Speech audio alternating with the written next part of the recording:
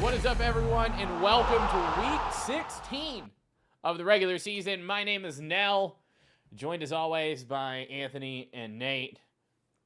Nate, Anthony, how are we doing, boys? Oh, I was so happy to see Nate back. So I'm feeling good. I'm looking the wrong way. My camera is different. I'm so happy to see Nate back. I want him to talk. I'm just happy the band is back together. Damn it. I'm good. I couldn't agree anymore. It's fantastic. It's good to be back. Y'all were like, oh, it's okay. I got all my flight stuff got messed up. I was gonna be back Monday night. I ended up getting back last night pretty late. And I was like, guys, is it possible we can move the show to Wednesday? Because I don't want to miss it. I've always enjoy our conversations. Obviously, I'll just get it off my chest because now, since it's been 2 weeks for me, I just have to say his name, Jameis Winston. Okay, now I'm home. I'm ready to talk ball. We went I'm ready to have a good damn day. episode without talking about him. Yeah, that's Whole good. episode. You needed me. And the yes. Saints were playing Anthony's Dolphins, and he didn't bring them up last week. No, because we're in the hunt. So I can't really say He can't stuff jinx to set himself. things up. I can't. I gotta. You know who's not in the hunt? Jameis. That's true. See, you started it. All right. I'm just Come saying. back player of the year. Am I wrong? Am I wrong? I mean, hey, Yes, if somebody you are came wrong. here, if someone tunes in to learn about football, they didn't know, now they know Jameis Winston is out of playoff contention, ladies and gentlemen. Yeah, so is That's a Nelstar fact. 15, in case you're wondering, because I finally lost in fantasy football in the Road Up Sports League. I called it. I I mean, don't feel bad. You called it. You called your friend losing. I said that. I had a combined less than 10 points from Alvin Kamara, Ricky Seals-Jones, James Robinson, and Nick Foles. It was not a good week. Ricky Seals-Jones had 0.1 points for me. That's your fault. Alvin Kamara had Okay. less than 7. James Robinson had 1. He got hurt, so I'm not mad about that. Nick Folk, the entire New England team forgot how to play football, and we're going to get into that. But hey, I will say this.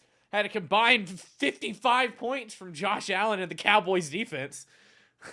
That game was we're gonna get there. We're going to get there. Oh, we got a lot. And We got a lot to talk about. If I would have just followed my gut and so right before the start of the Saturday games, I had Jeff Wilson Jr., the San Francisco running back, in instead of Alvin Kamara. I was like, Kamara hasn't done shit in 3 weeks. I had him in, and I had Devontae Smith in over James Robinson. And I pulled them both out right before the Thursday game started. I was like, nope, I'm running with this. If I had kept them in, that would have been an extra 25 points, and guess who would have won? Listen to your gut. There's my fantasy advice for this week. Listen to your gut. If you have a feeling about a player, someone hasn't been performing, follow that. There's not a lot of advice. Most people's seasons are over, by the way. So that happens. But in other news, hey, follow your gut. Hey, my season's over. I don't know. I gotta play Moss Fan this week in the consolation game. So that's gonna happen. But in my other league, the Money League, this is the league that this is why you should listen to me. All right, listen, I won 183 to 150. This guy scored the best game of his entire season, and I still trashed him. It was fantastic. In case you're wondering on that team why I scored so well, Josh Allen, Joe Mixon, and T. Higgins are all on my team. That'll do it. Yep.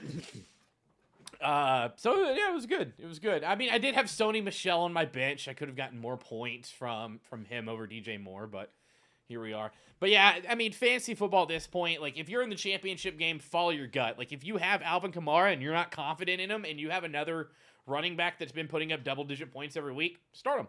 Why not? This is time to go for the gold. Get kind of crazy with it. But I mean, hopefully everyone is winning where they can. Unlike Anthony and myself. Ooh. Oh, I got something for y'all. How many points did you lose by this week?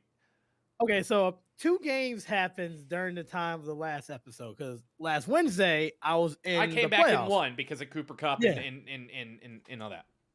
and I didn't. I lost by 25 points. Okay, lost by 25. It was close during the podcast. It was close. So they put me in the consolation round, right?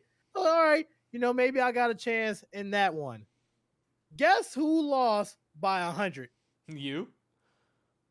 Yes. How'd you lose by 100? Who did your Right. opponent have? 100? Dak? No, I'm sorry. I'm sorry. I lost by 80. My apologies. I lost by 80. Oh, okay. He had Dak. He had Metcalf had 10 points. Jamar Chase had 12.5. Cooper had 14.5. Amari Cooper. Zeke had 16. Rashad Penny had 19. Kyle Pitts had 10. Najee Harris had 11. Dallas defense had 24. His bench players almost outscored my starting lineup. All right. I'm done. How do you feel about that? That's a fitting way to end my fantasy season. I think 2021 was in a nutshell my fantasy football season. All right. Nate, were you knocked out of the consolation bracket? Yeah. I gotta be honest, man. I ended up having a really nice time out. I was up in Washington, and they're like, Lamar's not gonna play, James Conner's not gonna play, and I just looked around. I said, well, I think I'm just gonna take the L on this one. I did not attempt to micromanage finding a replacement for either of those guys. So I'm done. My season is over. I think I finished close to last place. And next season, I'm definitely not going for Justin Jefferson, Lamar Jackson, and Derrick Henry and DeAndre Hopkins, because it just, clearly I need to gamble on some different players next season. That's fair. That's a very fair assessment. Alvin Kamara and like Christian McCaffrey, I'm staying as far away from as possible. The guy puts up 40 points one game and then 3 the next. First round pick, you can't do that. I mean, we'll have a fantasy recap come the like. How about this? I'll throw out my hot take. Mm-hmm. I think there's going to be a non-zero percentage of leagues. CMC is just going to end up going in the second or third round in a bunch of leagues next year. After all this. No, I don't think anyone touches him because of injuries. Yeah. Is anybody who used their like top 10 pick on him in the last 2 years got screwed so bad? And obviously we don't want players to get hurt. You can't predict that kind of thing happening, but it keeps happening. My thing is, though, who are you running back wise? Who is going in front of him? Who do you take? I mean, Joe Mixon. Joe Mixon. I'm taking. You know what? I'm going Michael Carter, baby. Come at me. I mean, I would say he's been good. I mean, he had his own injury concerns this season, but Dalvin Cook, I'd take over CMC. Yeah. Joe Mixon, I would take over CMC. Joe Mixon. But how much do you trust Dalvin Cook? He's still injured. I trust him more than I trust CMC It's to never stay a healthy. sure thing. Yeah, it's never a sure thing. But CMC's missed too many games. Mm-hmm. But when he's in the lineup, he produces though. And you know what? He had a bad Panthers team. Pretty much the quarterbacks were terrible. Every single one. I'm sorry, and I love Cam. I'm sorry I'm going in about your Panthers, but I blame the Panthers team why CMC didn't ball out. Mm-hmm. Yes, I had him on my team, but he had a terrible offensive line. Quarterback was terrible. The coach is not really a coach. I can get a high school coach to do better than what he did. I can't stand it. Defense, overrated. They get a good cornerback. He got hurt. They get who they get? Not Asante Samuel. Stephon Gilmore. Yeah, Stephon Gilmore. He didn't do anything. This was all a disappointing season, and that's why CMC should get traded. Trade him. Get a first round pick for him. Y'all need to just blow up the whole team. I'm sorry. I didn't mean to get on your team like that. My apologies. James for MVP. I'm sorry. I appreciate the passion. No, but I mean, other running backs, I would take over him. I mean, like at this point, I'd take Nick Chubb over him. Yeah, I don't necessarily think that there's going to be a single league where he's not on a team in every league, because of course at some point somebody's going to be like, well, I can't risk him Yeah. potentially not getting hurt, and then maybe this is the year where somebody that gets him a little bit later next year, of course, it blows up. But that was my biggest takeaway this year. It's never a sure thing with the top guys like that. And it's the same thing for Saquon, right? Like Saquon's been a first round draft pick the past 3 years. And now everyone, I would assume he drops his second, third, fourth round now. You got these running backs that every running back that signed those massive contracts, we're all hurt.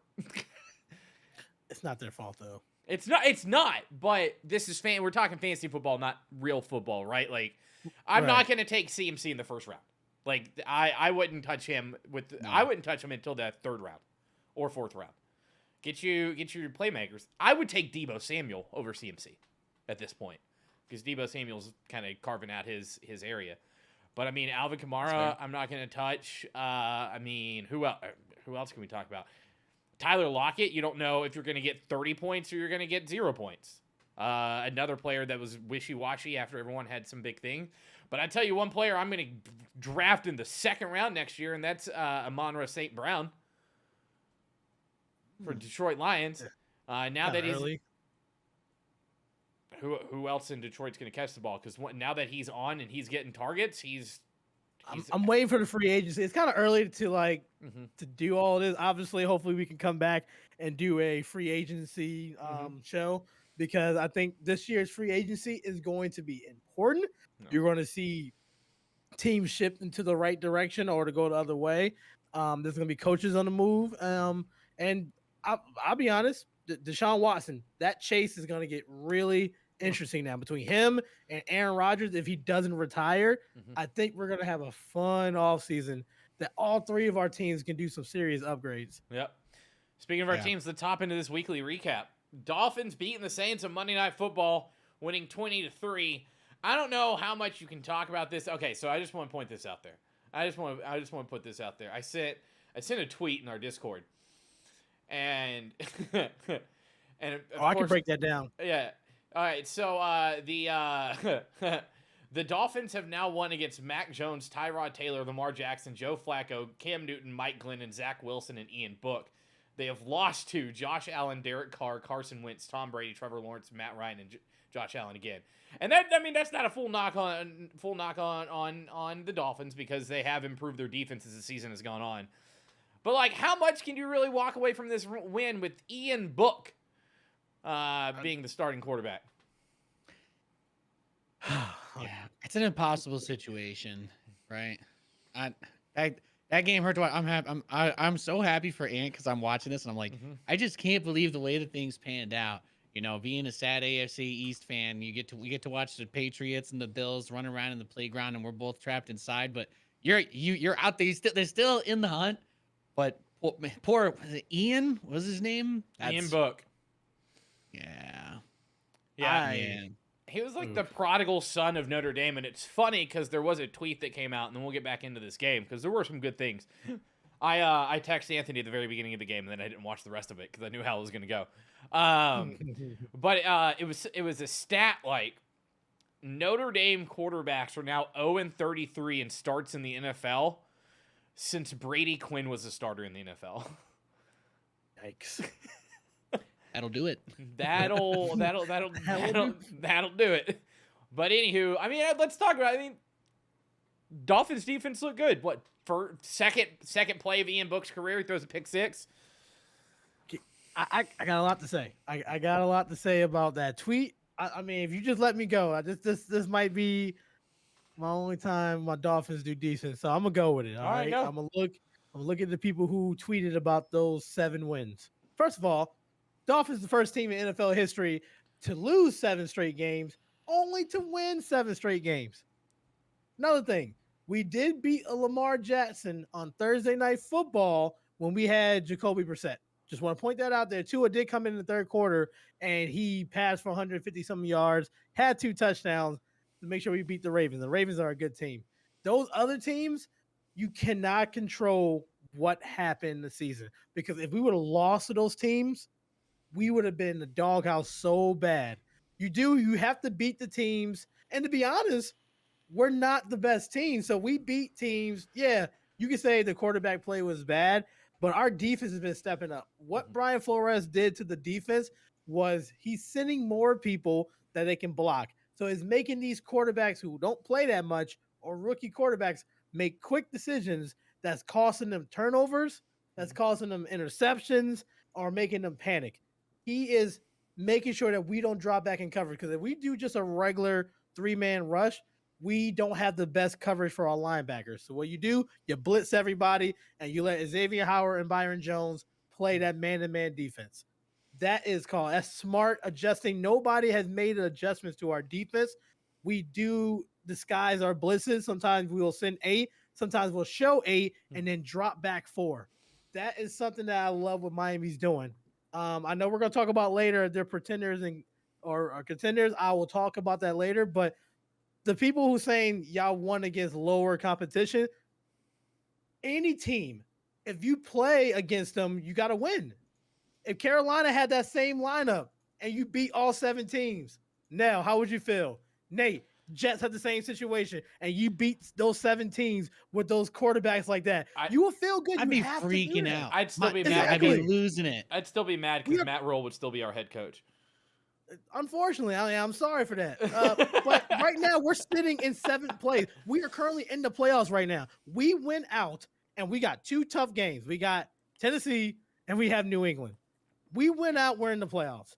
And oh my goodness, if we make the playoffs, that show, don't even do a run of the show. Don't. It's called Anthony's Show because I am going to cry. I'm going to be emotional. I'm going to talk about how I feel about Tua because I got to talk about Tua. I do. I got to do a lot of stuff like that. It might happen because this is not just for me. It's for Nate as well. It's for the sad AFC East people. If we make it into the playoffs, don't let us win the division. Don't let us win the division. If we win the division, I got to think about something I got to do on the stream. I might have to. But as you can tell, I'm really excited because right now we're currently in the playoffs with a quarterback that everybody wanted to get rid of at the trade deadline, including you. Debatable. So like, it's really one of those things where it's going to be nerve wracking. I got to watch football the next 2 weeks, like fully. Tennessee is a tough matchup because they have refound their running game and their defense is carrying Ryan Tannehill. And then the Patriots, you know how Belichick does. It's at New England. I am nervous, but I'm happy with this 20-3 win because we did what we needed to. Was the win. Speaking of the Patriots, get beat this weekend by AFC East rival, the Buffalo Bills, putting the Bills actually in position to win that division. Hey, this is what we all wanted to happen. This is what we all thought was going to happen. Is the Bills take control of the Pats and win the division because now the Bills hold the tiebreaker, which is great. It's 33-21. But I think the biggest story coming out of this game, and Nate, correct me if you think I'm wrong, kind of looks like Mac Jones is hitting that rookie wall. 43% completion percentage through 2 picks. Looks like Buffalo just made Mac Jones look like a rookie. Yeah, and this is I've been excited to talk about this today because I think it makes the implications with the Miami game interesting, and just everything overall, including that Tennessee game too. Actually, I'll throw that in there because I feel like we talked about Mac Jones going into the system. The coaching staff was established. There's a culture of success. The team is not. It's not a superstar team. The Patriots aren't running around with an insane amount of talent in every position, just dominating every aspect of the game. They're a really well-coached team. The players are able to mostly get through their assignments, but Mac Jones hasn't been winning this with the crazy rollouts, throwing 40-yard bombs. He's hitting his close targets. He's getting it done. But we finally got to see the Bills not play down to the talent level.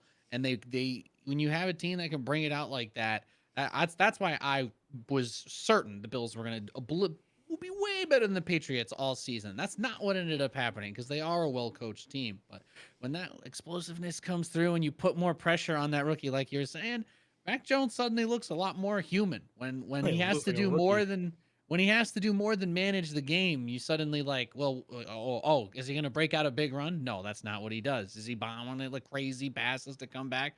No, that's not what he does. He helps them with their running game, keep things moving, keep the defense honest. But this was a really interesting game, I think, because the Patriots. I'm sure we're gonna. I mean, this matchup could happen again in the playoffs, right? Yeah. I think this is where my comparison of Mac Jones to that ceiling of Alex Smith, that game manager who's going to put it up when you need to, because we talked about this. I think he's a game manager. And, I mean, this kind of showed that he's not going to be able to pull the late game heroics. He's not going to be able to really lead this team. I mean, Damian Harris, let's talk about it, was the whole reason that New England was even in the game. Mac Jones did nothing to help his team. Granted, he threw for 145 yards. That set some up, but there's no dynamic shots being taken down the field. Mac Jones. I've seen it all over ESPN and NFL.com, Bleacher Report. Mac Jones hitting the rookie wall, and I agree. I think we've kind of seen the most of what we'll see from Mac Jones, and I give it to Miami to beat New England. All they have to do is watch the tape of this game. Appreciate you, Nell, and the reason why I said that is because you stay consistent during this whole season, because you've been hating on Matt Jones since it's day not one. hating. It is legitimate criticism of what I think his ceiling is. You're calling a rookie the ceiling of Alex Smith, and this is still a rookie. I know. This is still a short preseason starting quarterback. He started week 2. I think Cam started week 1. Nope. Cam was cut. Nope. Mac Jones started week 1. Cam was cut before after training camp. So give Mac Jones some credit, because he has the Patriots in a position to make the playoffs. Now, like he's in a position. Yes, I know the defense is there, but we did not say the same thing. Brady played the same type of way in the beginning. He dinked and dunked. He was a game manager, and he did what he needed to because the defense had his back. And now look at Brady. I'm not saying Matt Jones is going to be Brady, but to give him that ceiling of he's just a game manager, yeah, that's not right. He's a rookie. In Nell's defense, I'm gonna come out because I have to say, I think it's more what we've been talking about this season is that he had the highest floor because he had all the talent around him. He played with the big stars in Alabama, and we expected him to be able to perform better without that experience that the other quarterbacks who are a little more talent, right? When we talk about them, they're more raw.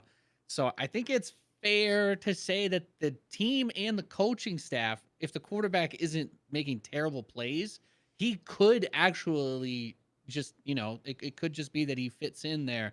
But that's why I worry about playoff wise, because that ceiling may be there, and you're 100% right, because a bunch of rookie quarterbacks ended up starting this season. It's becoming more of a thing now, but I still don't see that ceiling. I don't see him making plays with his feet. Whenever I watch him, he's planted like a duck. He's like, if his guy's not there to throw to, he's either getting crushed or he's throwing a pick. Yeah. I mean, and to say that he's put them in this position, I would argue that Mac Jones hasn't carried this team on his back to where they're at. One, it's their defense, and two, it's their running game. Now, hold on. Damian Harris missed 3 games? He's 12th in the league in attempts, 9th in yards, 4th in touchdowns, and 10th in average per carry. Like, that running game has done more for that offense to move the ball than Mac has done, except for that one game. You can't tell me that Mac Jones, who in one game had 3 attempts, carried this team. It's not his fault. But I'm not saying it's his fault. I'm not saying it's his fault. I'm saying that there is a ceiling to Mac Jones, but exactly what Nate said, he had a higher floor. So we saw what we saw. How can you say, like, it's really early? First of all, I think he's the best rookie quarterback out of this draft class. I think can we all agree to that? One, we haven't seen Trey Lance. I haven't seen him make a 52-yard rushing. Zach actually played a good game on Sunday, so I would say, hey, let's talk about it. Mac Jones is playing for Bill Belichick in a talented team around him. Zach Wilson is literally crawling and trying to survive every week instead of dying. and has what? Hold on. Trey Lance is somewhere. I'm not even sure if he's actually in San Francisco. It's debatable. I mean, it's wild. But we'll move on down the line. The Chiefs demolished the Steelers and clinched the AFC West, winning 36-10. I don't feel like there's a lot to talk about here, Anthony. It's the Chiefs are on a roll. After we all questioned them for like the first 6-7 weeks of the season, the Chiefs have turned back into the Chiefs. Yeah, I mean, I never doubted them. You can go back to different episodes. They're going to show up when they need to. They're meshing. I think they had some, issues and chemistry issues in the beginning. So I think they're fine. I mean, I believe they're still the favorites to come out of the AFC to represent in the Super Bowl. And wouldn't it be funny if they win it from the year that nobody thinks that they can do it? They think Mahomes is overrated, and they come out and they just sweep through the playoffs. Because to be honest, who is contending with them in the AFC? Because not the Chargers. What's up, Houston? The Chargers, I think they'll be fine. It's not their season. Mm-hmm. But if I'm looking at the playoffs right now, I think the Chiefs, the only hiccup, and that's if they get to the Bills. If they play the Bills, yes, this might be It depends on the Bills that show up. Yeah, you're right. Because I want to talk about the Bills, and I don't believe them at all. I think they're super inconsistent, and that's because Josh Allen plays inconsistent football. Oh, no, I agree. And that was one of the biggest complaints of literally everyone that was grading him whenever he's being drafted, right, is that he's inconsistent. But I'm going to throw a wild card at you as a team I think that's going to contend with the Chiefs. First of all, it is really wild looking at the playoff standings for the AFC because the entire AFC North is still in contention. Every other division has people who've been eliminated. The Indianapolis Colts. I think the Colts can contend with the Chiefs. I think everybody's saying that because of Taylor. But no, 100%. I don't think now. If you say Phillip Rivers, who they're talking about bringing back, is that the person? Yeah, I don't believe in Carson Wentz. I don't think Carson Wentz can do this in the playoffs. Mm-hmm. I think that they will fall flat in the first round. It all depends on who they run into. Now I don't know. I don't feel it. I want to say this. So the Chiefs have forced 421 points this season. The Colts have forced 420. Nice. The Chiefs have allowed 306, and the Colts have allowed 316. On paper, these teams, now they're scoring in different ways. Obviously, you have Pat Mahomes versus basically Carson Wentz and Jonathan Taylor doing it. But I think the Colts are going to match up well with the Chiefs if we see them go head to head in the playoffs. And I think that is the Colts game, or it's the Chiefs game to lose. But I think the Colts would give them a run for their money. I think the Colts are going further in the playoffs than everyone thinks they are.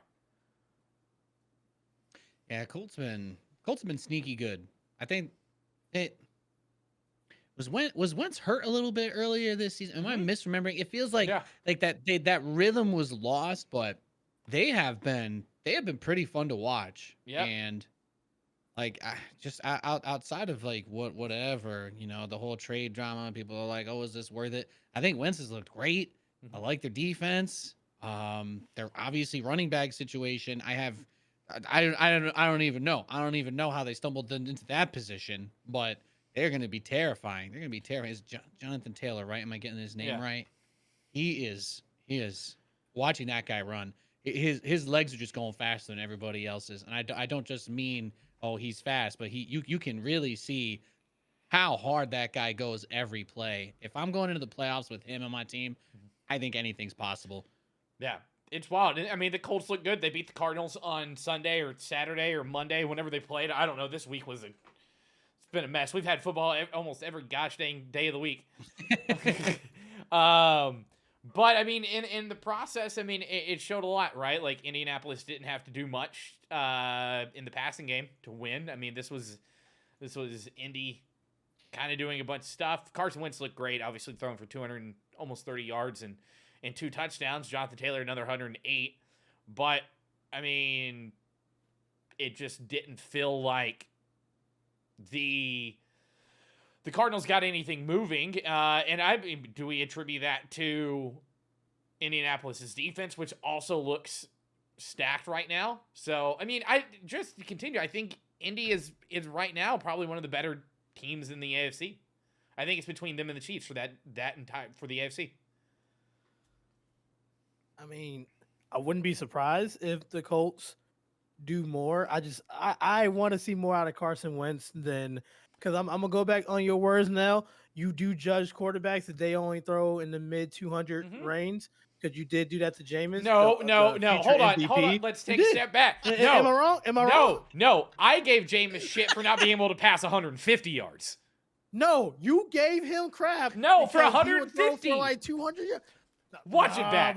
Watch it back. We can go back on those clips. Nope. You're not going to treat Jameis like that. Yeah, I am. No, I caught you. I remember what I said. Jameis Winston threw for 145 yards, and I gave him crap for it, just like I just gave Mac Jones crap for it. You gave him crap one time. He threw for 210 and 2 touchdowns. You said he got to do more. He got to do more. All right. Real quick, because I'm really stubborn. I want to throw some stats at you. So your boy Carson Wentz, right? Mm-hmm. For the season, he's thrown for 3,200 yards, 3,230, right? 25 touchdowns, 6 interceptions. I want to go back to one other person that you hate on quite a bit. I'm not hating on Mac Jones.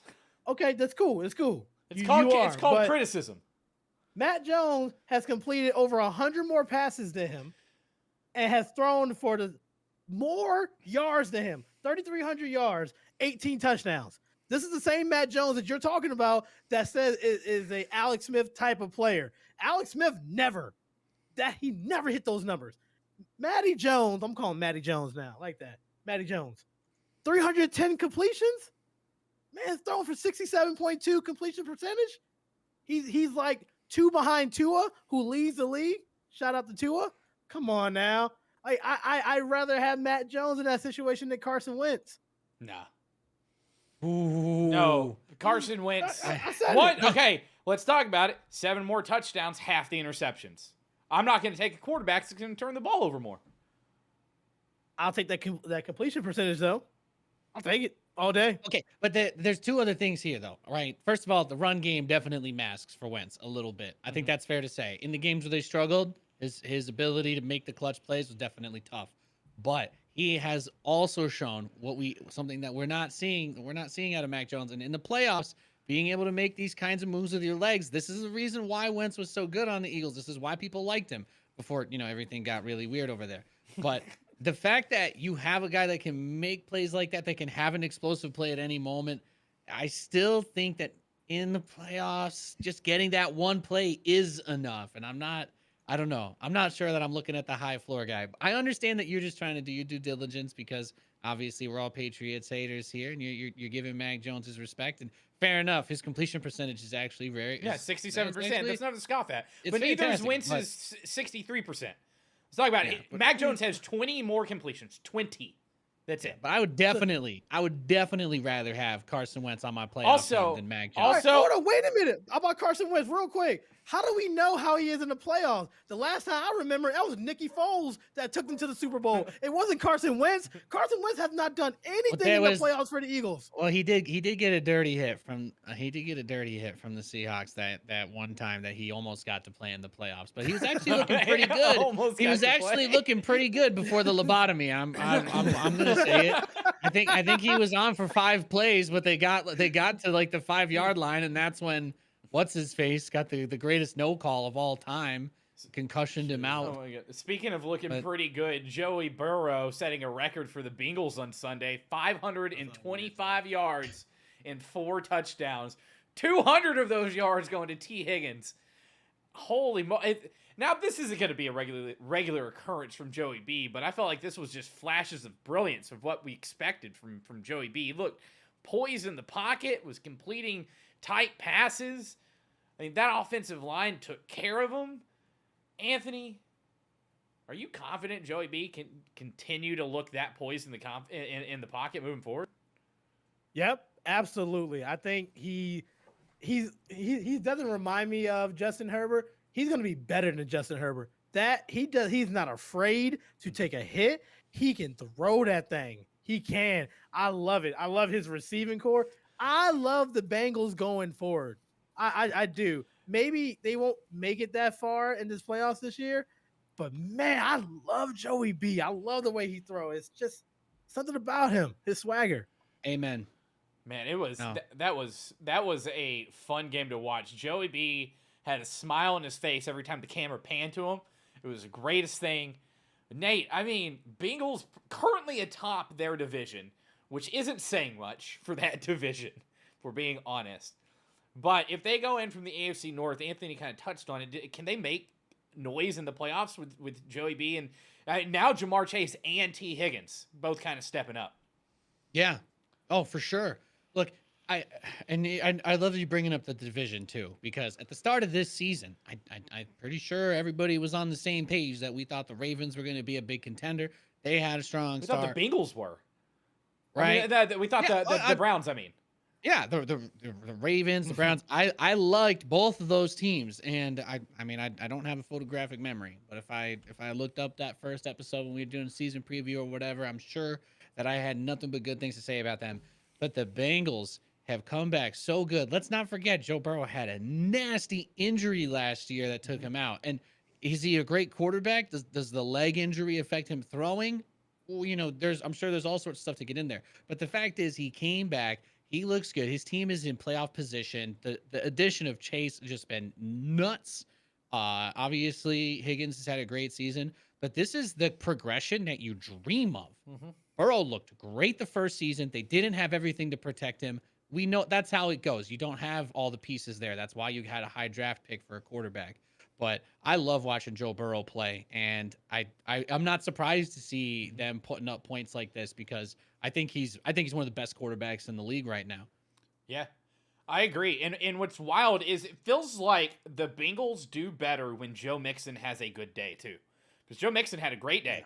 And when Joe Mixon gets to be Joe Mixon, it feels like a different Bengals team. Oh yeah, yeah. It takes the pressure off of Joey B.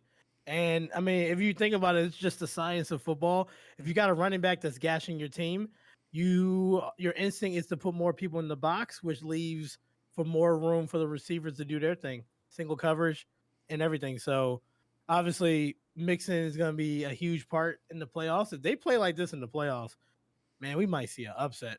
Yeah. Yeah. It's wild. I mean, currently they're atop the division, so we can see them go in. What's wild, kind of rewinding it back to that Colts-Cardinals game, currently the Cards are in second place in the NFC West behind the Rams.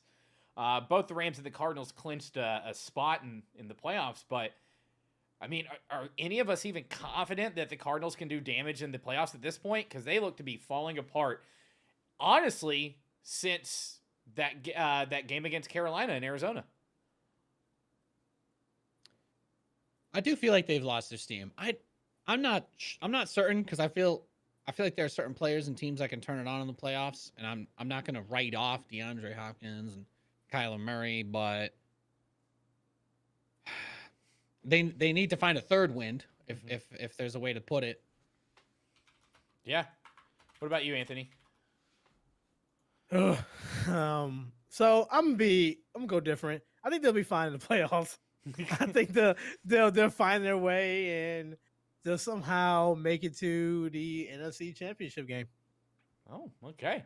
I think it's all dependent on coaching, and we've talked about that, right? If Cliff can coach a complete game, which we haven't seen from him in a couple weeks, I think the Cards will be fine. But I mean, that'll do it for the kind of the biggest games of the week.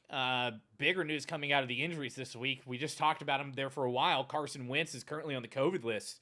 The team was talking to Phillip Rivers for a possible return, but Coach Frank Wright has come out since we wrote this run of show and said that that's just not going to happen. But it looks like if Carson Wentz can't go, because Carson Wentz is in the unvaccinated COVID isolation aspect of it, Looks like they might be starting Sam Ellinger, which I see Anthony just wrote "who" in all caps next to. So if you guys don't know, Sam Ellinger is like the prodigal son of the University of Texas, born and raised Austin, Texas. Played at UT, was a favorite here, drafted in the 6th round. Frank Reich and team are high on Sam Ellinger, so we'll see what he can do. I've seen him destroy my Texas Tech Red Raiders more times than I care to talk about. But that's college football in the Big 12. So I think Sam, just like any other rookie, just needs to go out there and not make stupid decisions. You got Jonathan Taylor. Figure out how to make it all work. Then for San Francisco, surprise, surprise, Jimmy G's hurt again. Got a thumb injury, a UCL tear. What's a UCL? I don't even know what that is. It is a ligament in your thumb. Well, okay. Sounds painful. Sounds very painful. I'm about to double check to make sure I don't sound stupid. Yeah, I'm pretty sure that's what it is. Medical advice featuring Anthony. We're gonna have a new segment every week. But it looks like Jimmy G's not gonna have surgery and could start this week. Listen, and Nate, I want your thoughts on this. If you're San Francisco, you just say, Jimmy, rest, and why not play Trey Lance? You kind of drafted him, 3 overall? Yeah, well, here's the thing, and it's still a pain in the butt because this goes back to what we were just saying, which is like all the rookie quarterbacks starting and playing, and I like that the 49ers, I like any team that tries to give their quarterback at least a couple games to watch if they have a serviceable starter. And I thought that for the 49ers, it made sense. They put him in with some gadget plays, but this is like that moment to rise to. But I feel like it's what's supposed to happen when something goes down in like the second year for somebody. I don't know that this is that where he becomes the hero of the team, salvages what's left, and makes everything look crazy awesome. I am interested to see him play the full game as a starter, though. That it makes me want to watch. I'm not confident enough to set any expectations on him. Yeah, that's fair. I'd like to see Trey Lance. I just want to see him start and play a full game. That's all I want, right? And I get it. Like, Kyle Shanahan is being smart with Trey Lance. This is what you want to do with a rookie quarterback. You got a good person to learn from in Jimmy G that you're obviously going to try and get rid of in the offseason because at this point, sophomore season, go ahead and move forward with your new franchise QB. So I just want to see him play. Moving down, staying in California, the Rams got another injury with Henderson now heading to the IR with MCL sprain. But Cam Akers could be available for Sunday. I think what's wild here is that they don't necessarily need Cam Akers. They have Sony Michel who did a great job on Sunday. I mean, Anthony, I think Sony Michel slots perfectly in there with Henderson out. Yeah, I mean, you don't need to rush Akers back because wasn't that an Achilles tear? If I'm not mistaken, it was like. It was something nasty. It was supposed to be like a season-ending thing, and I hope that this wasn't a rush back because of the lack of running backs. Sony Michel is just fine. Let Cam take another, game or two. They're going to be in the playoffs. I think Henderson and Sony Michel is just fine. I think Sony Michel has. We've seen this before in New England. He can run the ball, and that's not mainly their game. It's the passing game for the Rams. So I think Sony Michel will be just fine. I agree. And then news that kind of broke right before we started. Adam Thielen heading to the IR with an ankle injury, severe enough that he's going to be having surgery. I mean, let's be honest, the Vikings, they're still in the hunt at 7-8, Nate. But at this point, I feel like injuries have kind of derailed anything that they can do, and now losing one of the best receivers in the league has got to hurt their chances of going 9-8 and making the playoffs. Yeah. Yeah, it comes down a bit to the talent, and that's. I mean, Thielen is just a huge piece to lose, right? He's about one of the best receivers. He earns that. He earns that respect. He plays hard, and the attention on the remaining receivers becomes a whole lot harder to shake. Yep. Justin Jefferson's going to have 3 defensive backs on him at all time.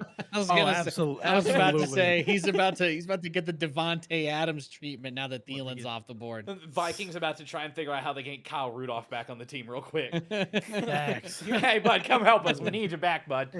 back. You want a quick payday, bro? Yeah, I know got you're on the you. Giants, but we'll let them pay your salary, and we'll also pay you more on top of it. Just Did Did show you up. really figure play it out. football this season? Yeah. Get him a fake mustache. It's actually his brother, Bile Rudolph. Kieran Rudolph. No, Tom Rudolph. Oh, I knew that's that. Lyle. That's his twin brother, Lyle. he has a mustache so that people can tell them apart. Exactly.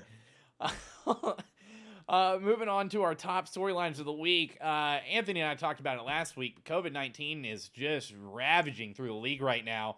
96 more players testing positive. Holy guacamole. They did change it to where they only have to quarantine for 5 days if they're asymptomatic. If they're symptomatic, then they have to continue following kind of the big rules there. This is making for some interesting plays. But boys, I want to hear your thoughts. How does this even continue? I mean, we saw it with, I can't remember what team. I know the Panthers have gone the route of moving all quarterbacks into separate rooms.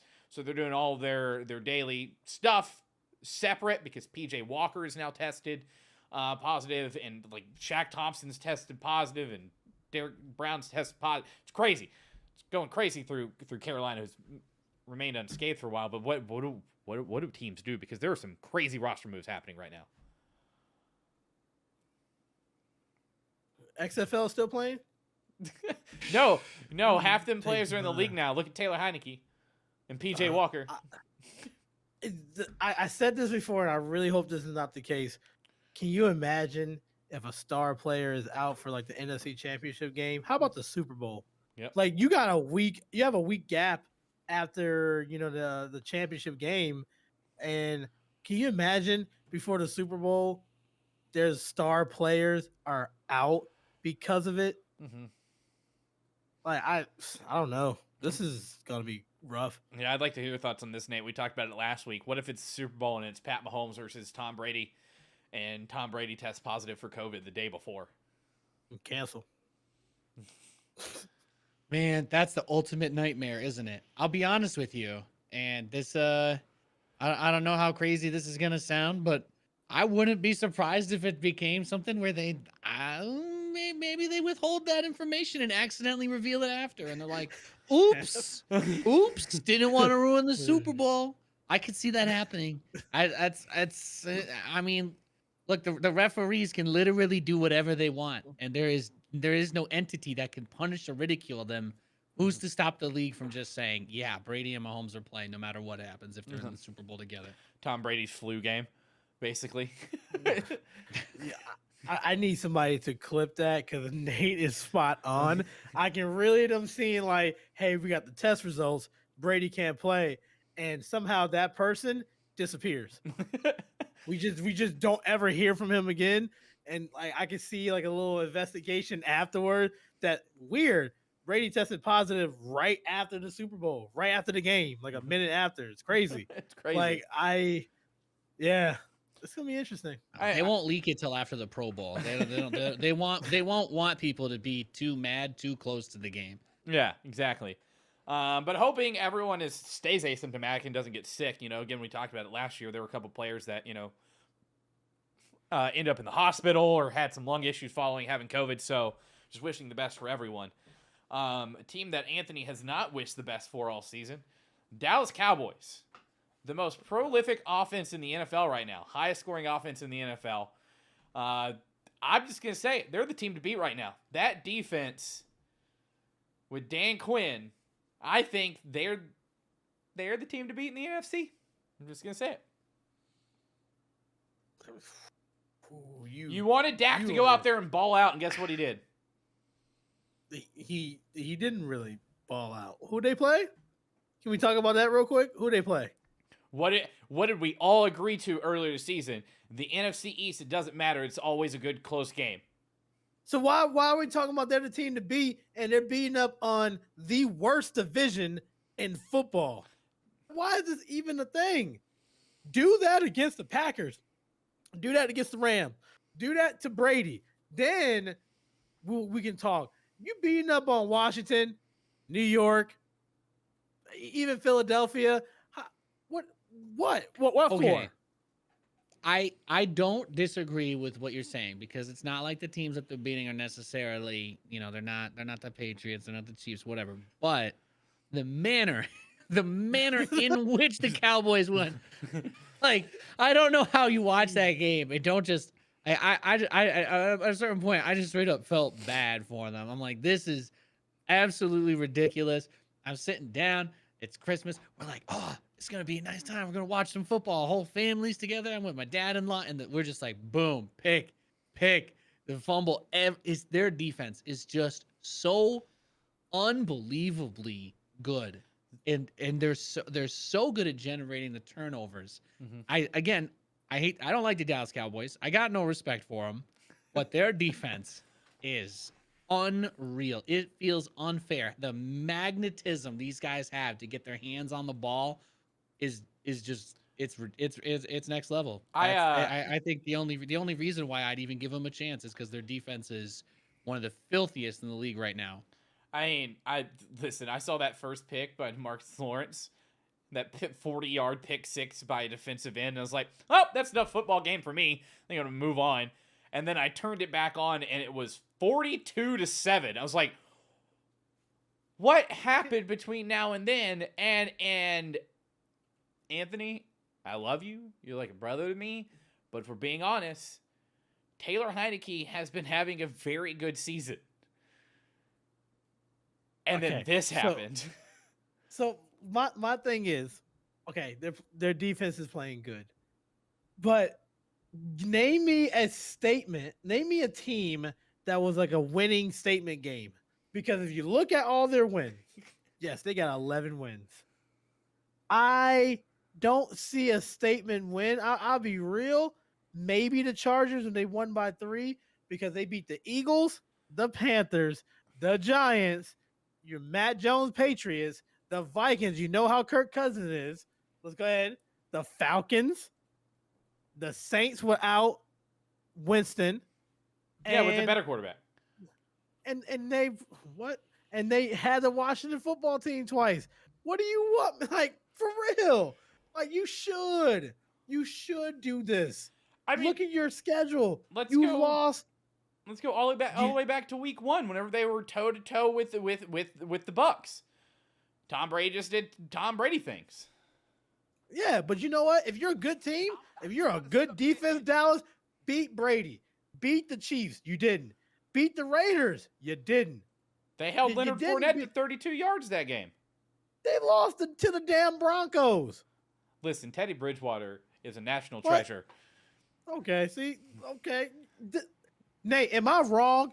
Look at those losses they got.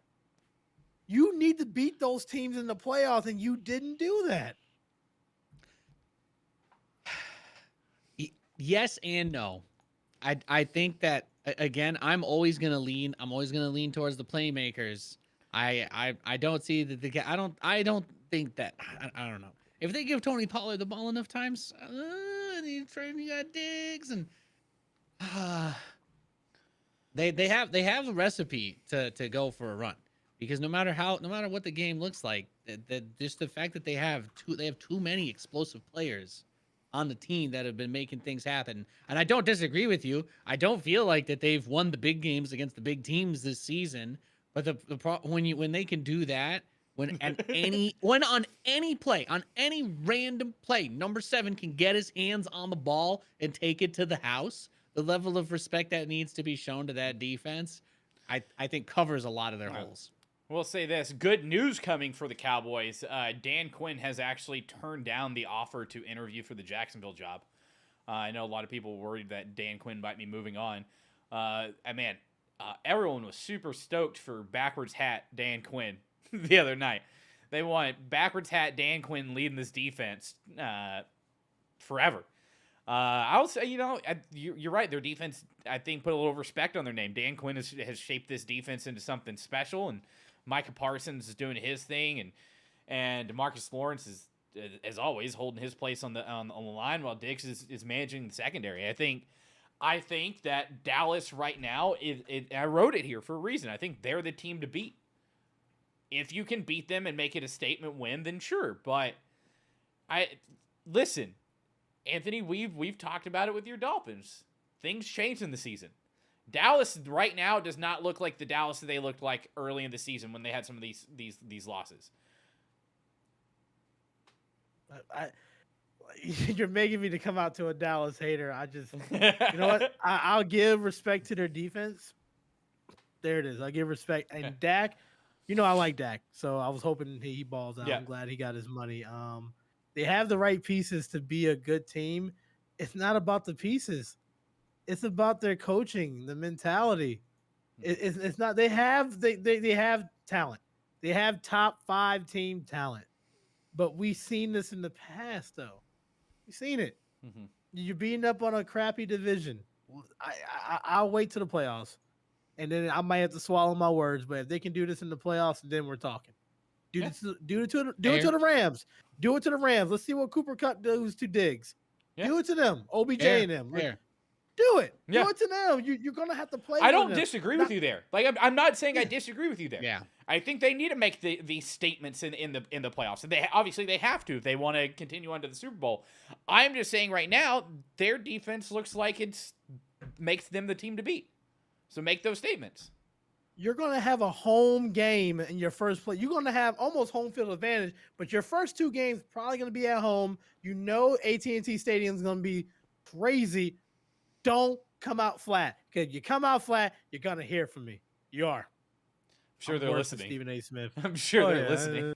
That's fine. And Jerry Jones is going to make a phone call. I'm going to get a call from Dallas here soon. I'm waiting. Man, let's talk about this, though. Aaron Rodgers coming out and saying he's not going to roll out retiring after the 2021 season. And with that, saying he's not going to drag out the decision like some people in the past have. He's probably looking at you, Brett Favre. Pew, pew, pew, pew. Pew, I mean, let's talk about this. I mean, okay, so Green Bay is another, the other contender from the NFC, along with Tampa Bay and Dallas. I think those are, and maybe LA. We can throw them in the conversation. I think Green Bay has a very good chance to make it to the Super Bowl. I'd love to see a Tom Brady versus Aaron Rodgers NFC Championship game. It'd just be like it's 2008 again. Just set up the geriatric center on the sidelines after the game for both of them to sit down and recover. But it'd be great to see that. So 2 scenarios. Packers make it to the NFC Championship game, lose. Does Aaron Rodgers retire? Either one of you.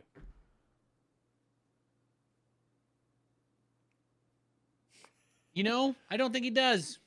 I think I'm gonna give the lukewarm take that I think, but with all the crap and everything this year, I think that there are just some people that feast on getting this kind of endless attention from everybody. And I think that there hasn't been enough to talk about from him now for 3 days. So this is just him being like, hey guys, please keep talking about me because it's what I'm thriving off of right now. It's important to me. I have no expectations that he's going anywhere because he's a stubborn old man and there's a reason he's still there right now. Anthony, reverse to that question. If the Packers win the Super Bowl, does he ride off into the sunset and call it a career? No, because he's a jerk. He'll just go on the Pat McAfee show and says that he'll start talking about how bad the organization is and he's going to go play for a better team. I agree with Nate. I think he's just so full of it. Yeah. He goes to the same show. He talks about all this stuff that the team, the Packers are happy if he leaves. The Packers are hoping Rodgers retire because they got Jordan Love. They can move on. I talked to Packers fans. They're just tired of Aaron Rodgers. They are. So pretty crazy statement. Because obviously, if he stays in the league, he's going elsewhere. He's not staying in Green Bay. I feel like that's a foregone conclusion. Aaron Rodgers is done in Green Bay. That after this season, that era is coming to a close. But there was, and I can't remember who said it. Please, Lord, don't let it be Max Kellerman. that said this, but Andre Iguodala is taking that shot. He did say that. For those of you who don't know, Max Kellerman was asked if there's one person to take the game-winning buzzer beater shot, who do you give it to, Steph Curry or Andre Iguodala? And he said Andre Iguodala is the best mid-range shooter in the league. Okay, moving back onto football. Someone said if you put Aaron Rodgers on the Pittsburgh Steelers right now instead of Big Ben, Pittsburgh is a 12-win team. And I agreed 100%. Yeah. So if I'm Aaron Rodgers, I heard that because I'm Aaron Rodgers and I listen to everything that everyone says about me. And I might make going to Pittsburgh, who literally has no one behind Big Ben, and take that team to a Super Bowl. If I'm Mike Tomlin, I do not want that. Yeah, you do. Because he's gonna fight Rodgers. He's gonna fist fight Aaron Rodgers. Like it's gonna he would in the locker room because Aaron Rodgers will say something nonchalant. Mike Tomlin will get the big eyes and they will fight. You will see somebody. He will fight him. So I wouldn't want that. There's gonna be a Jake Paul fight this time next year, and the undercard's gonna be Mike Tomlin and Aaron Rodgers. Yeah, he's fighting him. He needs to go to a team that the coach. He doesn't need to go to a team that the coach is like the alpha dog. Like that will call people out. Mike Tomlin doesn't he's not backing down from anybody. Yeah. What up, Kay? Come to Carolina. Matt Rule will bend over backwards for you. Don't worry. Just ask Sam Darnold. Unless you're Cam Newton, then he'll blame you for everything. Speaking of Matt Rule, reports coming out this week that Matt Rule has the full support of the brass in Carolina, and his job is secure going into 2022. Yeah. Also, Sam Darnold starting this week. Never thought I'd say that again this season. I'm just really happy to be here. No, this doesn't make any sense to me, and y'all can chime in too as just football fans. You got a guy who, one, obviously doesn't know what he's doing. It is obvious at this point. He has managed to start a different setup on offensive line every game this year. Whenever he puts his rookie left tackle in at left tackle, surprise, surprise, he looks like a starter. Matt Rule to me just doesn't, I think, have what it takes to be cut out as an NFL head coach, and this is a surprising decision. The guy now has, I think, 10 wins over 2 seasons, if that, maybe 9. It's just coaches have been fired for less at this point. I feel bad for you. I mean, half the team. Oh, go ahead. I mean, it's at this point you're putting the fans through the ringer. Nobody wins. Nobody feels good when this happens. It's like it's like the Eagles fans looking at Wentz versus Hurts, and you're like, okay, right? Or nobody wants to be in this position where the coach isn't even sure what he's doing. Yeah. At what point does So Dave true. Tepper, who is one of the richest owners in the NFL, if not the richest, something like that, it's crazy, has to be thinking, if I don't get rid of the coach, who is one being booed every home game, and chance of fire Matt Rule are starting at every home game, are you going to realize that fans aren't willing to pay the tickets to go watch this guy coach? And does it have to hit the bottom line for Dave Tepper to be like, okay, sorry, fans? Or is he just, a guy who said, we're not going to settle for mediocrity in Charlotte, and has had a losing season every season since he bought the team, going to come to his senses? Gotta have hope. He might get fired during the all season. They might go back on their words. Maybe there's a coach that becomes available that might boot him. So just hope for the best. I mean, I'd like to see a Washington football team fire Ron Rivera and Dave Tepper be like, come home. We'll take you. Speaking of good coaches, though, sad to report, I mean, everyone's heard it at this point. John Madden passed away yesterday. Legendary coach and commentator and the face of sports-based video games. Passed away at 85. I don't know about you guys, but I grew up listening to John Madden. Some of the calls that I heard, he's the voice of some of the best plays to ever occur, some of the greatest games to ever happen in football. And it's just, and football fans are at a distinct loss with John Madden gone. And let you guys get some words in, but I think one thing that people don't realize is that John Madden was one of the driving forces behind Madden football. He wanted to make that happen as much as the guys at Electronic Arts wanted to make it happen. And his name remains on the game for good reason. He was a pioneer in sports video games, pushing to make them better and work with EA where he could. And I'm just going to say, I hope next year, Madden 23 just has John Madden on the front again. Give me John Madden on the front of that cover. Yeah. Well, rest in peace, John Madden. I'm 28 years old, man. Every holiday, growing up as a kid watching football is Madden. He's out there. He was such a. I think anybody watching sports. I don't know why I necessarily bring age into it, but as a kid, it was a thing for me that got me into football because and it's not just about knowing the game or the the funny stuff in his commentary, but he always had a good energy. You'd never like go and watch a game where like John Madden's on the screen. How can you feel bad when you're listening to John Madden talk? The guy didn't have a bad bone in his body. He never struggled to find the words to say to make you laugh or at least pass the time in a kind of funny or interesting way. And yeah, that's a big loss for the world. Yeah. He was the only person that got away with drawing on the TV screen. Man, it was a coloring book. The football field was a coloring book to him. And man, damn it, he loved him some Brett Favre. Like he did, man. It was Thanksgiving time, and he handed out the turkey to the MVP. Honestly, as a gamer, I grew up playing Madden football.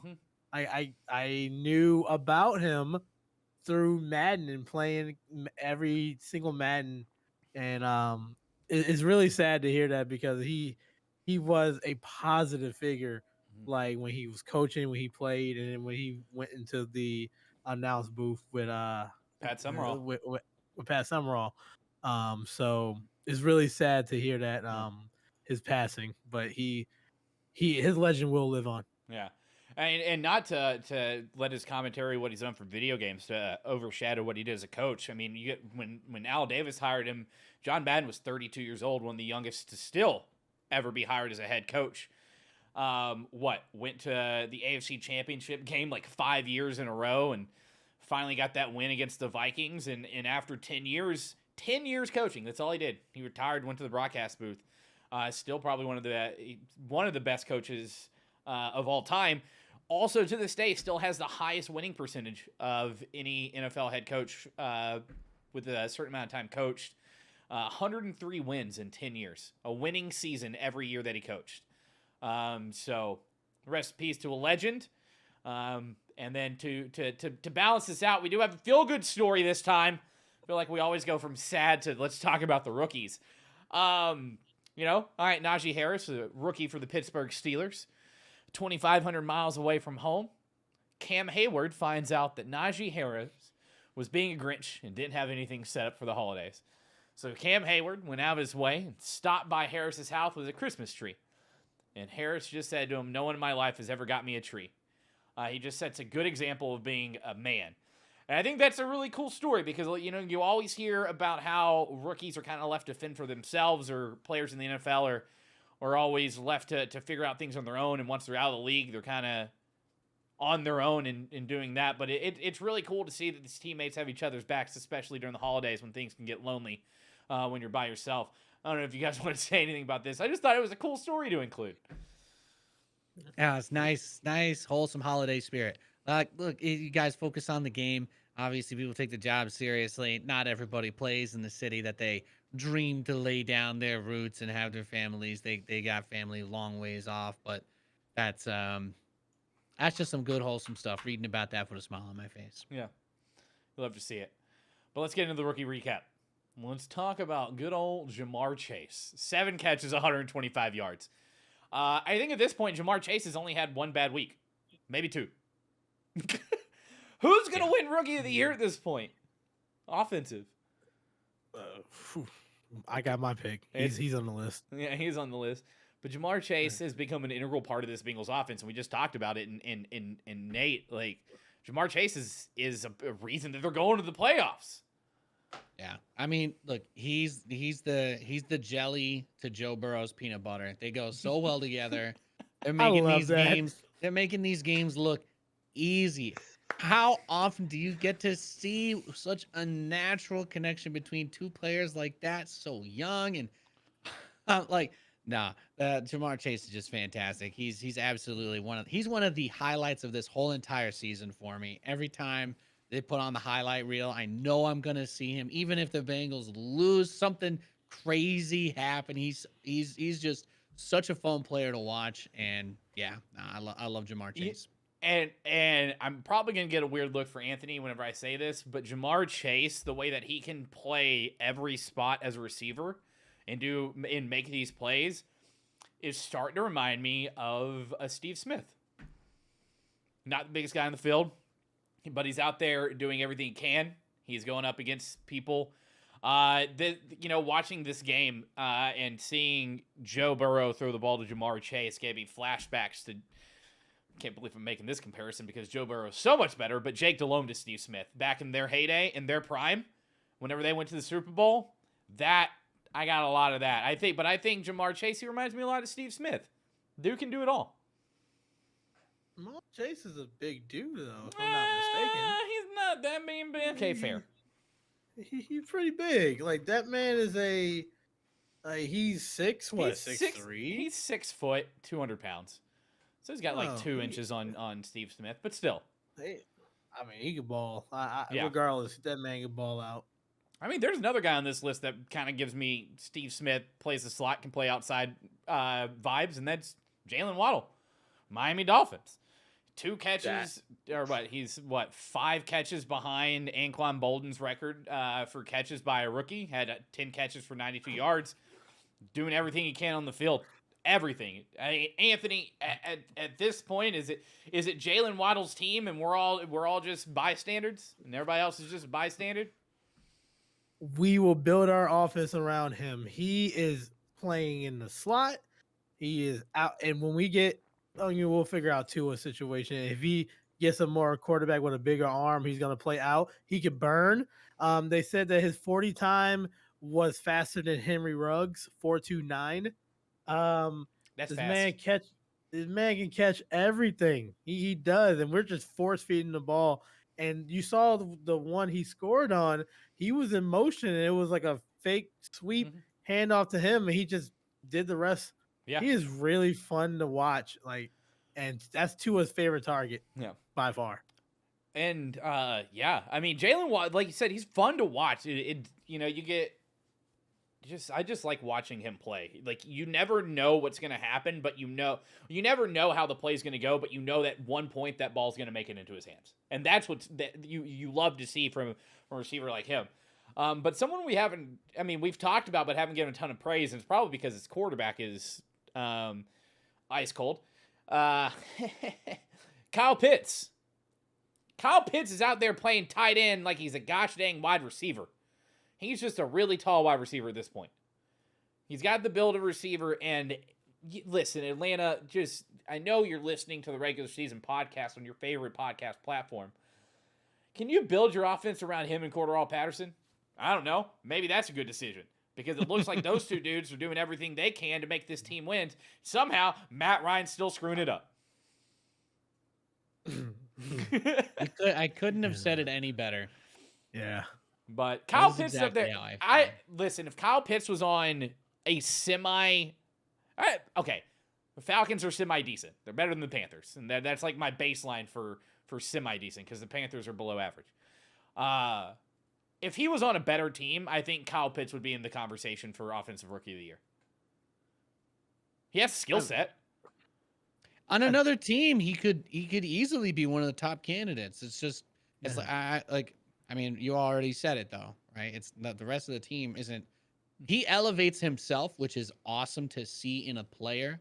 But when the team can't give you that love, that's the difference between, if you switch Jamar Chase and him this season, you're like, if Kyle Pitts is getting balls from Joe Burrow, I think we're having a whole different conversation. That would just, hey, Joe, throw it that direction. Kyle Pitts, who's like 6'7", will just grab it. F it, dude. Pitts is down there somewhere. He's taller than everybody else. He's gonna get it. Just chuck it up. He's 6'5", 6'6", 6'6", 250 pounds. That is Cam Newton running down the field and catching the ball. Man, if you're inside the 10-yard line, you don't target him 3 out of the 4 downs, something's wrong with you, man. Yeah. Just throw it up there. Just go ahead. Oh, you want to run the ball on first down? Great. Just put him in the backfield. Yeah, fullback dive. Fullback dive. He needs all the touches and all the love. Yep.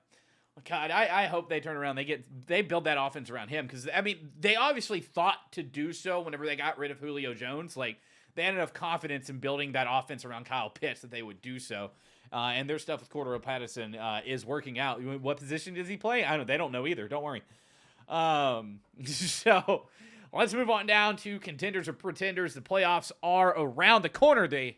We got 2 weeks left in the regular season. There are still a ton of playoff spots up for grabs. 7 teams can all clinch the playoffs this coming week with wins and other scenarios. But let's start. Nate, Bill Belichick's New England Patriots, contenders or pretenders? Yeah, contenders. Like I said, I don't think Mac Jones has the explosiveness, but there's a reason why they've been in this position, and the coaching staff is there. Their game planning is great. I do think they'll struggle. I don't believe in the Super Bowl chance for them, but I guess we gotta wait to see what that first round matchup ends up being. But I'm not gonna count them out. What about you, Anthony? Contenders or pretenders? Pats. Contenders for the playoffs. I think, Matt Jones is doing a fantastic job. I do like to say that their defense is stellar, top 3. Yeah. I think it's Belichick. Yep. So I think they're contenders as well. And I think it also, how much they can contend depends on how well Damian Harris and that defense is playing. Because when they have relied on Damian Harris and he has those 100-yard rushing games, that's whenever they've made some pretty big statements, right? So I'd like to see that continue. All right, Anthony, we're starting with you on this one. The Miami Dolphins, contenders or pretenders? Look, come on. Let me look at the camera. What type of question is this? I am going to say, obviously, contenders, because if we make it in the playoff, it all depends on Tua. We will be a very tough out with that defense, the way our defense is playing. So I'm going to say contenders. Come on. Yeah. All right, Nate. Miami Dolphins. I don't care. They're contenders. I believe. I want to believe. I'm gonna open my locker and be like that meme photo everybody posts. I'm gonna open my locker. I'm gonna see if I'm gonna have a photo with Tua there this weekend. I'm gonna stunt on these hoes. Let's go. God. All right. Well, no one asked me, but sorry, Anthony, I love you, but I think the Dolphins are pretenders. Yeah, they have a great defense, but I'm not convinced that their offense is going to go up and beat any of these teams in the playoffs. And defense can be great, but if you can't move the ball against, good teams, you can't win. Respect. Yeah. Hey, at least I'm honest. Bastard. Yeah, you're right. All right, moving down the line, Nate, we'll start with you. The Philadelphia Eagles, contenders or pretenders? They still have a chance to make it to the playoffs somehow. Yeah, I like them. I think their teams are coming together a little bit better. I want to see them keep turning it on. I'm not counting them out. They're contenders. Anthony, Philadelphia Eagles. They're currently in the playoffs right now. Yeah. I am going to say contenders because the teams below them, I don't see. I think Jalen Hurts is doing just enough to get them in the playoffs, and they'll lose really bad in the first round. Okay. I think they're pretenders. I don't think they have enough of a team. I think I'm just looking at who's in this race. Somehow Washington's still alive.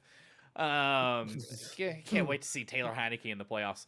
But I just don't think the Eagles have what it takes this season. I think they made some strides and they made some good steps in the right direction as a team. But I'd love to see them make a little bit more steps moving forward. I would bring up the Jets and the Panthers, but Nate, we have officially joined you as eliminated from playoff contention. It's nice down here. Hey, now you can just watch the rest of the games that don't matter play out and try to convince yourself that it means something for next year. No, I'm gonna watch all the college bowl games and be like, oh, we could draft that guy. So last pretender or contender question, Anthony, the Minnesota Vikings. They're hearing about Adam Thielen being hurt. Pretenders. I think and what's sad is they're probably going to make the playoffs. I think 8 teams go. Mm-hmm. Yeah, so they might sneak in, and that's wild to think about it. But yeah, pretenders. I mean, okay. What about you, Nate? Yeah, pretenders. Okay. I have no faith in that quarterback, especially more pressure, faster he crumbles. I agree. Pretenders, unless somehow Dalvin Cook turns into a monster like he is and somehow carries his team with 400 rushing yards over the next 2 games. Bonus question for the Vikings. Their last 2 games were at Green Bay and at home against the Bears. How many picks does Kirk Cousins throw over the next 2 games? 7. Nate? Yeah, I'll go 6. I'll be a little conservative. A little conservative? 6? I'm gonna go with 3.5. I'm taking half. Can we talk about how in the beginning we said the NFC was like the dominant conference? If you look past the top 4 teams, Green Bay, Dallas, the Rams, and Buccaneers, the bottom 4 for the playoffs are the Cardinals, 49ers, Eagles, Vikings. With Atlanta, New Orleans, and Washington still in the hunt. Oh my good God. Well, I mean, I was going to say look at the same thing on the AFC side, but it doesn't get dicey until after the Patriots. Which you got. It's not a knock on you, but it's the Dolphins, the Ravens, the Chargers, the Raiders, the Steelers, the Browns, and the Broncos. Literally everyone is still in the playoff race except for New York, Houston, and Jacksonville. Why'd you bring up New York? we already consoled each other about being eliminated. Yeah, from the playoffs. Giants are really terrible. Yeah, they're awful. Yeah, you see how bad they are without Danny Dimes? They'd be so much better if he wasn't hurt. Can you believe that they're gonna play probably next year without drafting a quarterback again? Who are they going to draft? Don't worry, we're going to have a draft special. There's not a quarterback for them to draft. Daniel Jones has more money than I'm probably going to make in the rest of my life. I don't feel bad. All right, wrapping this up with our look ahead for this week. One of the games we kind of brought up already. Miami's at Tennessee. And Nate, we're going to give Anthony a second to talk about this. But Nate, can Miami keep their momentum and make the playoffs starting with Tennessee? They play in what, Nashville? I don't know. They're in that state. Yeah. Nashville. Memphis. Are they in Memphis or Nashville? I don't know. Yeah. It's gonna be an ugly game. The defense is gonna have to carry them out of it. But I don't think that Tennessee is as explosive as they need to be to bowl these guys over. This is gonna be the Dolphins are gonna come in rallying. There's gonna be a whole lot of talk in that locker room about how everybody's counting them out. But you know what they're gonna say? They're gonna say the same thing you hear in every sports movie you've watched your whole life, which is it doesn't matter what's happened. This is our chance to take it right now, and it's there. And I think it's going to be a hell of a game. Beautiful. Yeah, I actually agree with you. I think this is going to be a defensive game. I think both defenses are going to kind of have their way with the offense, but I think Miami's defense is a step up above Miami's. But and also to that tune, I think Tua is better than Tannehill. So with that being said, I think Miami does have the leg up here, but it being in Tennessee, it's going to be a hard game for Miami to win. I'm nervous. I am. I didn't think that the end of the season, my team would be in playoff talks. Tennessee is still a good team. Obviously, if Derrick Henry was playing, this would be an obvious answer for Tennessee because we can't stop the run. But Tannehill, if we can get to him, Mhm. I think that we have a chance, and a win on Sunday, it makes it good. A win with a combination of the Patriots losing, we move up to that 5th, 6th slot. Man, this is interesting. This is gonna be really excited to talk about on Tuesday. I'll be honest with y'all. Huh. Yeah. And then coming down the line, we got Las Vegas visiting Indianapolis. Indy looks to keep their playoff dream, and they're most likely in the playoffs because they're going to win their division. But looking to keep their dream alive. But Carson Wentz is on the COVID list. So Anthony, let's start with you. Who's taking this? This is in Indy. They still have Jonathan Taylor. And they have a good defense. Can they continue this without Wentz and beat Las Vegas? I'm gonna talk strategy. I'm gonna pick the Colts. Mm-hmm. The reason why is not that I don't even know who their quarterback is, and you talked about it. Sam earlier. Ehlinger, 6th-round draft pick out of the University of Texas. Taylor gonna carry this team, which is going to put the Raiders at 8-8, which is going to help Miami with the playoff run. I'm going to say the Colts, and that's just because I'm rooting for them to beat the Raiders, who is in the playoff contending. I got the Colts. Okay. That's the only reason why. Nate, what do you think?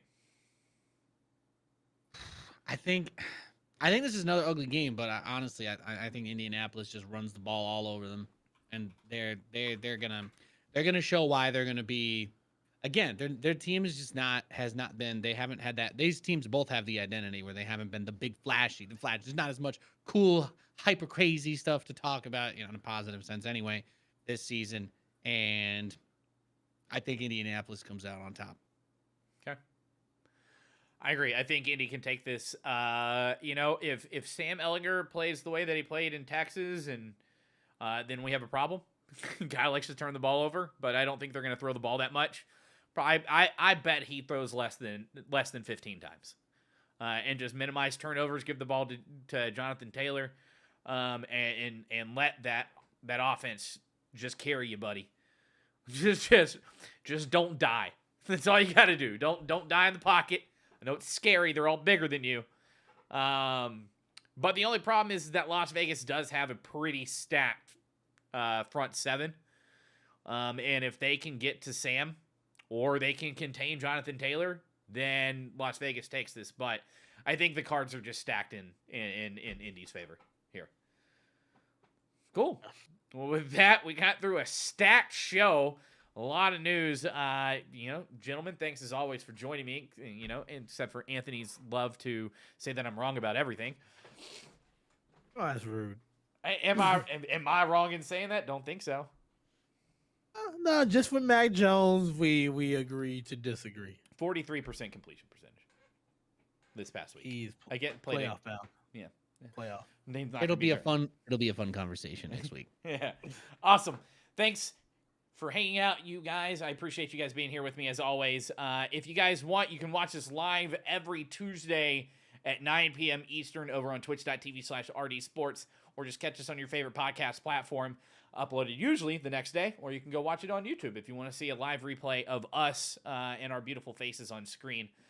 Otherwise, take care. Thanks for watching. Again, my name is Nell, and I was joined by Anthony and Nate, and we'll catch you guys next week for episode 17.